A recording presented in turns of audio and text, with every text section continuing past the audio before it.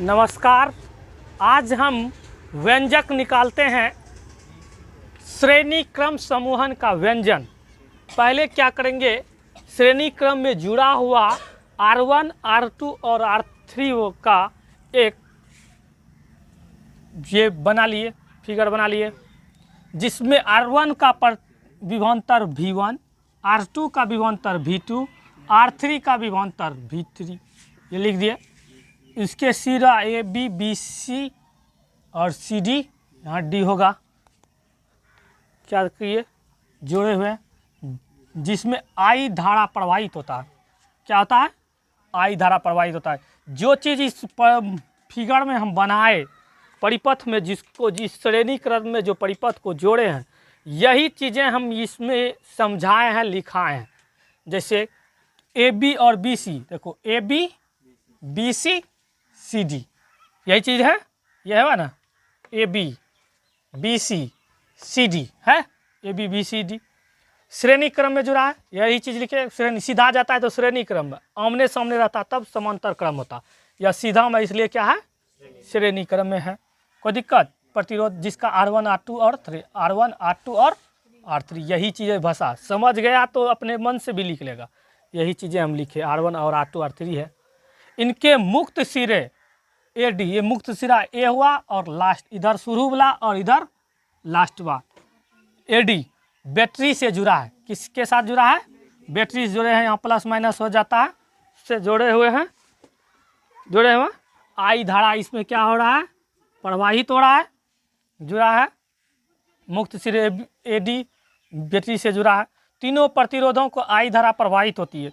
तीनों प्रतिरोध का क्या होता है, इसमें करंट प्रवाह हो रहा है, I धारा क्या हो रही है, प्रवाहित हो रही है। क्या हो रही है?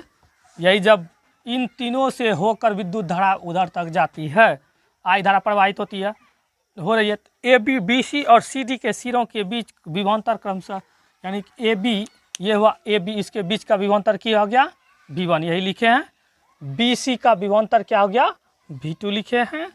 और CD का विभवांतर क्या मेरे पास, V3 है। पहले प्रतिरोध के बारे में बताए, तो उसके बाद किसके बारे में बताए, विभवांतर के। यही चीज़ें हम भाषा में लिखे, जो फिगर बनाए प्रतिरोध में जो जोड़े, वो हम क्या लिखे, भाषा में लिख दिए। कोई दिक्कत? लिख दिए। तो जानता है तुम लोग, एक फार्मूला होता है, ओम के नियम क्या कहता है, यदि किसी चालक के ताप में कोई परिवर्तन हो तो उसके सिरों के बीच आरोपित, ये ना, यदि किसी चालक के ताप में कोई परिवर्तन न हो तो उसमें प्रवाहित विद्युत धारा उसके सिरों के बीच आरोपित विभवांतर के समानुपाती होता है।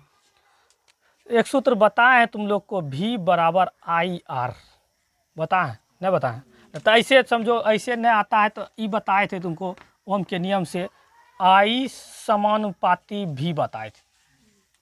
ओम के नियम में यही है ना, कल ही पढ़ाए थे। यदि किसी चालक के ताप में को, ओम के नियम से, यह कहाँ से आया, ओम के नियम से, ओम के नियम से बताए हैं।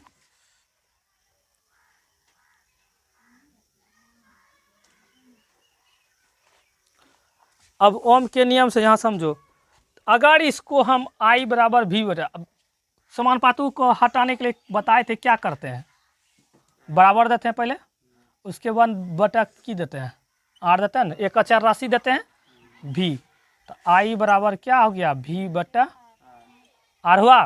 अब इसको अगर कोना कोनी नहीं कुछ एवन है, कोना कोनी गुना कर लेंगे तो क्या आ जाता है, V बराबर IR होता है।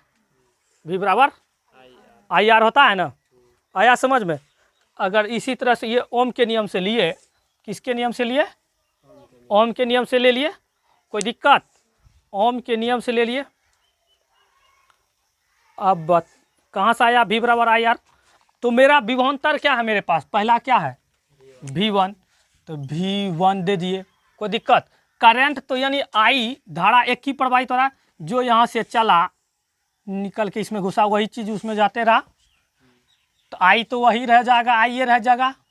लेकिन पहला प्रतिरोध क्या है मेरे पास, VIR हो, तो I तो वही है, आर क्या आ गया, आर के बदले में R1 हो गया प्रतिरोध R1। तो V2 बराबर क्या हो जाएगा I, अब क्या आ जाएगा R2। फिर V3 बराबर क्या हो जाएगा IR3 हो जाएगा, कोई दिक्कत। अब तीनों को हम क्या कर लेते हैं, जोड़ लेते हैं। क्या करते हैं, जोड़ लेते हैं। तो यहाँ V बराबर क्या जाएगा V1 प्लस क्या जाएगा V2 प्लस V1 के बदले हम क्या लिखेंगे IR1 लिखेंगे। हाँ कोई दिक्कत, प्लस क्या जाएगा IR2 प्लस IR3 हो जाएगा, कोई दिक्कत। इस तीनों में क्या कॉमन होगा, कौन खड़ा है दोनों तीनों में, तो V बराबर दो तीनों में हम मेरे पास क्या है, तो क्या आ जाएगा R1 plus R2 plus R3 होगा। हाँ I बराबर क्या होता है, यहाँ देखो I बराबर क्या लिखे हैं, I होता है हाँ, और V बराबर क्या होता है IR होता है। हाँ ये V के बदले में हम भी लिख सकते हैं।